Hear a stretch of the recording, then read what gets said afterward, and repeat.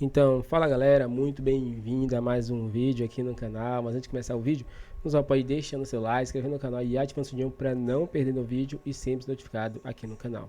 Então galera, vamos fazer aqui uma reação e um corte da ESPN Brasil aí com o Pascoalzinho comentando tudo sobre o Flamengo aí, né?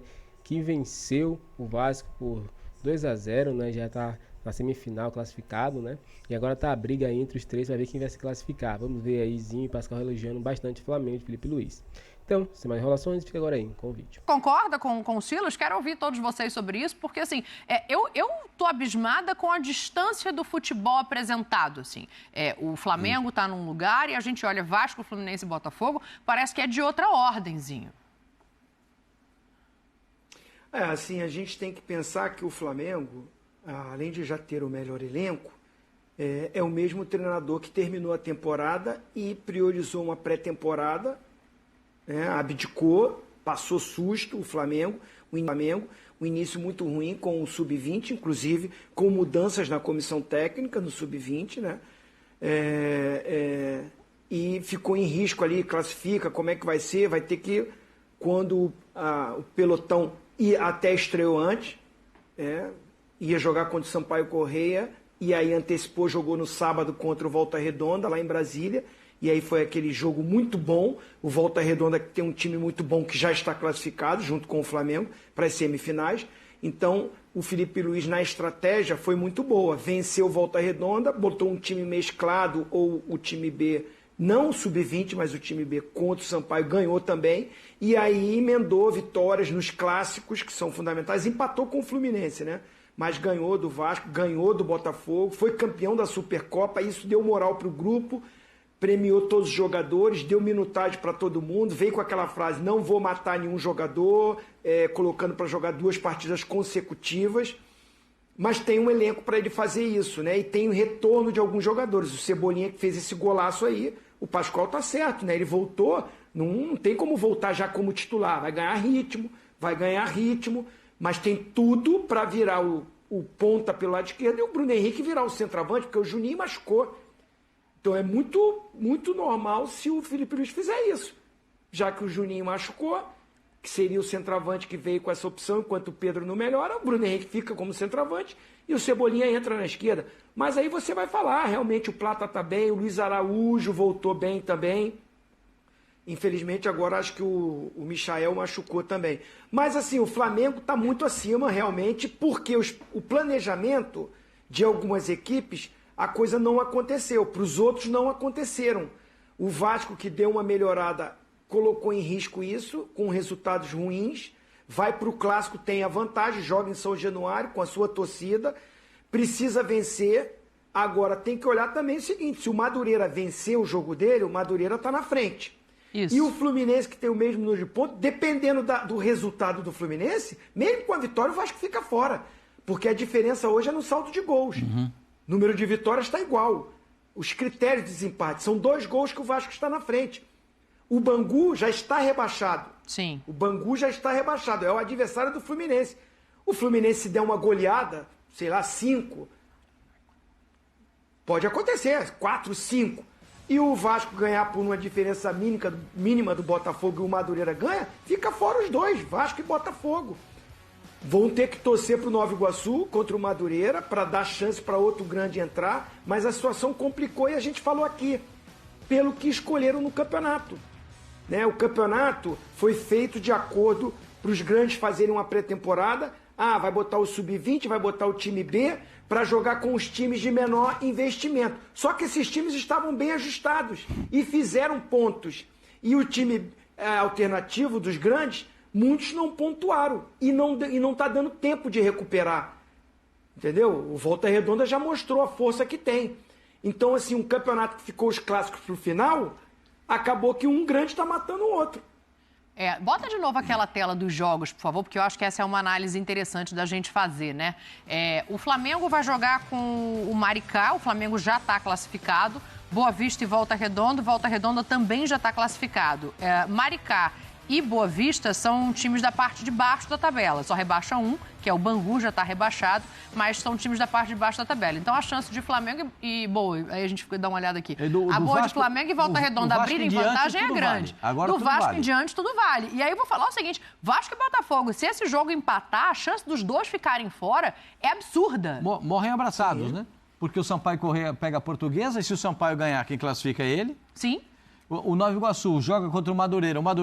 O Nova Iguaçu e o Madureira disputam uma vaga diretamente. Se o Nova Iguaçu chegar, vai a 16 pontos, também entra na zona de classificação. E aí o Madureira precisa do resultado fora de casa, o Nova Iguaçu precisa fazer o mando de campo valer. Vai ser lá no Laranjão? No Laranjão. Esse pode ir lá, Zinho? Você pode jogar lá? Lá no Laranjão. Ah, tá. E o Fluminense com o Bangu. Pode, vai estar lotadinho e vai estar aquele calor de Nova Iguaçu. 52 graus e Fluminense e Bangu. Que o Bangu é uma grande decepção, né? Uma grande decepção. O Fluminense vai pegar o Bangu com todas as cartas na mão para garantir um bom resultado e fazer até uma diferença de gols. Se o Fluminense não passar diante de um time rebaixado e o Fluminense não fizer uma vitória, mas uma vitória robusta, aí é uma grande decepção. Qual que é o tamanho do prejuízo pro Campeonato Carioca? Porque, assim, o Zinho traz um ponto que é muito importante, né? Se só classificar o Flamengo dos grandes, você está falando? Porque, assim, o Zinho traz uma coisa que é muito importante. A federação fez uma reunião com os clubes pensando em mudar modelo de campeonato para a próxima temporada. A temporada começa muito cedo, então tem outras pretensões. A gente está falando de 3 times que vão estar no Super Mundial, Fluminense, Botafogo e Flamengo. Um outro que está com um treinador novo em remontagem de elenco, que é o Vasco. Então, ninguém priorizou. Vai ter que ser revisto, Silas, porque se tem uma semifinal, com todo respeito aos outros clubes que a gente sabe que trabalham para isso, mas se você tem uma semifinal com Flamengo, Volta Redonda, Madureira e Sampaio Corrêa ou Nova Iguaçu, um campeonato você não falou esvaziado. Do Madureira. Falei, Madureira, Nova Iguaçu, Sampaio Corrêa. Eu tô com aquele paletó azul em homenagem à Madureira. Tenho certeza disso, Dani. Agora, o Zinho falou uma coisa interessante ali. O Flamengo termina com o mesmo treinador. O Flamengo termina vencendo, o Flamengo começa vencendo a Supercopa contra o Botafogo e o Flamengo tem na sua base, mesmo tendo trocado ali o treinador da base, comissão técnica da base, como o Zinho colocou pra gente, tem muito craque ali. E o outro time que conseguiu fazer isso foi o Palmeiras. Lembra que o Palmeiras, ano passado, ano retrasado, começa com os meninos da base a Copa Libertadores. Começa jogando com os meninos e aí vai incorporando.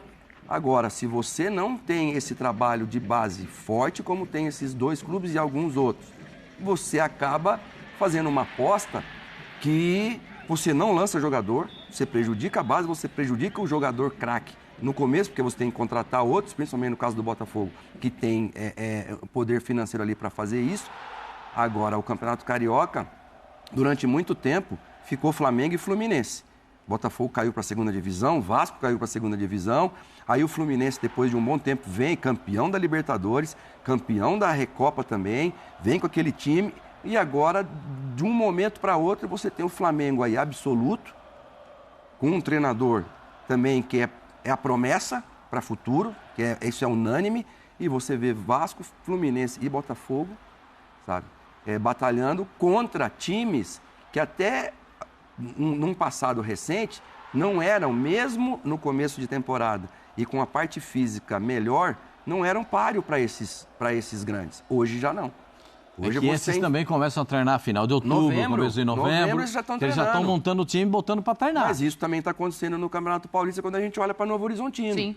A gente olha para Mirassol, que, como o Zinho falou, está na Série A do brasileiro. Então, a gente fala de clubes que têm uma outra pretensão para a temporada, justamente, né? Mirassol, Novo Horizontino.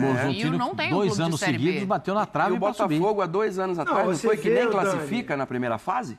O Botafogo, há 2 anos atrás, nem classifica. Nos 2 últimos anos. Nem classifica, ou seja, na primeira fase já fica, então... Fala, Tetra, você chamou? Não, eu ia completar por isso aí. Vamos dizer, o Botafogo, que tudo bem, o John Textor meio que abandonou esse início de ano, né? Não priorizou formar o elenco novamente. Não, tá tentando, fez proposta para alguns treinadores. Mas, assim, tá muito calmo, muito tranquilo. Como assim? O ano passado foi assim, mas começou com um treinador. Não era só interino. Teve treinadores também, que não deu certo. O Thiago Nunes foi um desses. Né? Então, assim, mas de um jogo que se ele vence, o Botafogo está com 13 pontos, Dani. Vê para mim aí na sua tabela aí. Qual foi a pergunta? Botafogo, quantos pontos O tem? Botafogo tem 13 pontos. O Botafogo está com 13 pontos. Ele está com 13 pontos. Se ele vence o jogo contra o Boa Vista, ele teria mais 2 pontos. Foi empate. Então ele teria 15 pontos hoje. Sim. E a gente está falando que ele teria 15 pontos com 5 vitórias. Então ele estaria no G4. E você vê que o Caçapa não priorizou. Ele chegou no clube, não sei se isso foi ordem já, poupa o time para a Recopa, para a final contra o Racing. Abriu mão, porque assim, se o Botafogo vence o jogo, ele estaria no G4, dependendo dele, né? De repente ter um empate no jogo contra o Vasco. E abriu mão. Então são escolhas. É nítido que a direção do Botafogo, não coloca só no texto, não. Os diretores que estão aí, os analistas, a comissão técnica que está, eles também estão comungando da mesma coisa. Não, tranquilo, vamos aqui com o que dá. Se der para classificar, legal. Se não der, não é o fim do mundo. Não é mesmo, não. O Botafogo é o atual campeão brasileiro, né? O Botafogo é o atual campeão. Tal, mas assim, terceiro ano consecutivo, você com a base do time que ficou, você não classificar no Carioca, eu acho que é uma decepção. Porque você não tem a certeza da conquista. Já perdeu a Supercopa. Você não tem essa certeza que vai ganhar a Recopa. É jogo duro. A gente viu o Racing jogar, né, Pascoal? Então, é um jogo complicado. E o momento do Botafogo não é o melhor. Sim. Então, eu acho que abriu mão, sabe, de um campeonato que teria tudo para brigar com o Flamengo. Essa pergunta, o Flamengo está muito à frente dos outros? Está, porque muitos deles também não quiseram o campeonato. O Fluminense agora que entrou com força. E provavelmente classificando vai ser o grande adversário do Flamengo.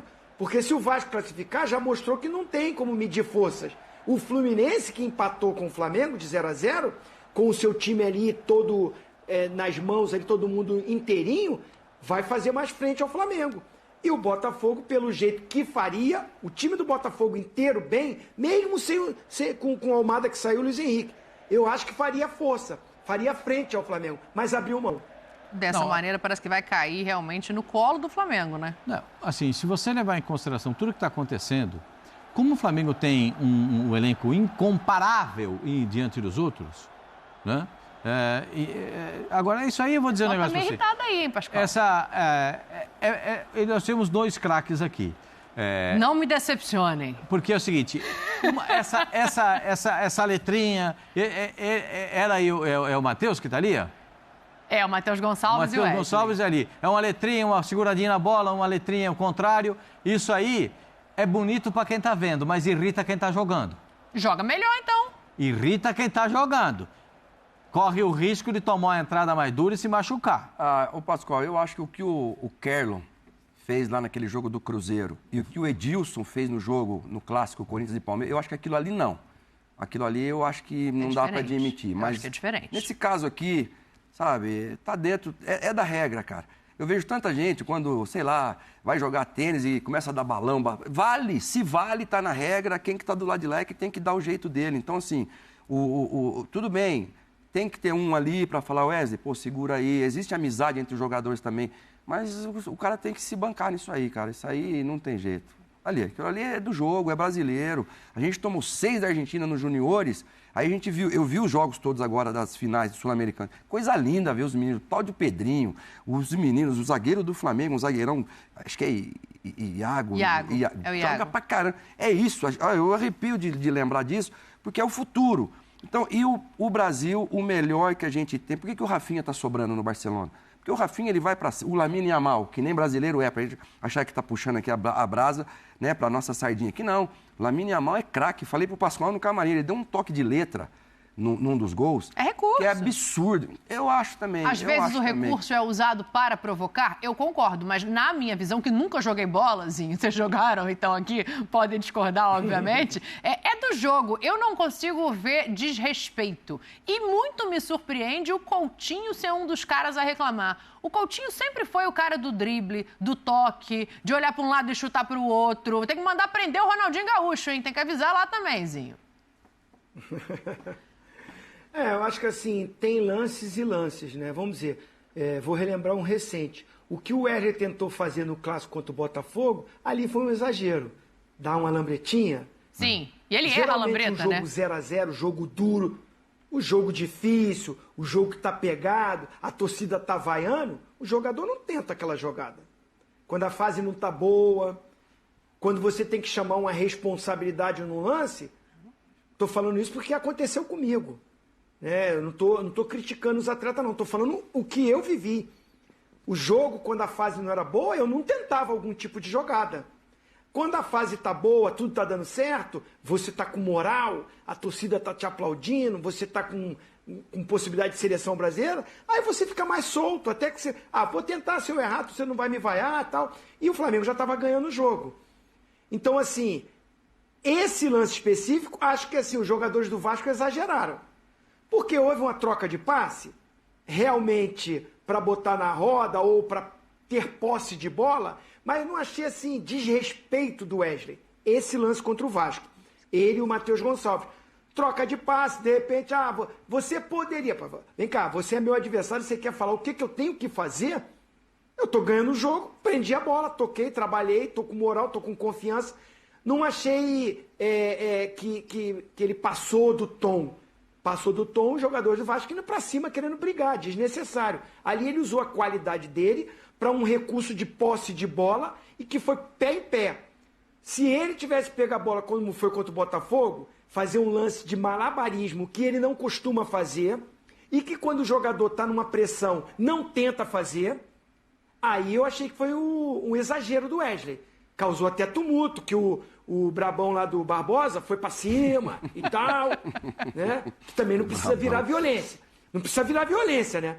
O cara tentou dar uma lambreta, tentou me humilhar, por causa disso eu vou querer bater, vou querer dar um soco. Chega junto, quando tiver a tua chance, dá também uma letra, dá também uma caneta. Devolve na bola. Agora, especificamente esse lance do Vasco, achei que o Wesley usou da sua qualidade técnica com o Matheus Gonçalves para ter uma posse de bola no momento que o Flamengo está ganhando, está sobrando, e teve a qualidade para fazer isso. Aí o Vasco passou do ponto. Os jogadores que se envolveram, não aceitaram. A fase não está boa, a pressão começa a vir, é risco de não classificar, sangue quente. Depois os caras vão ver que também exageramos. É minha opinião. Eu acho que assim, se ele tenta dar uma lambreta como foi contra o Botafogo, ou como o Silas falou, levantar a bola, ficar fazendo embaixadinha na cabeça, vai no ombro e tudo, não são lances que você usa no jogo.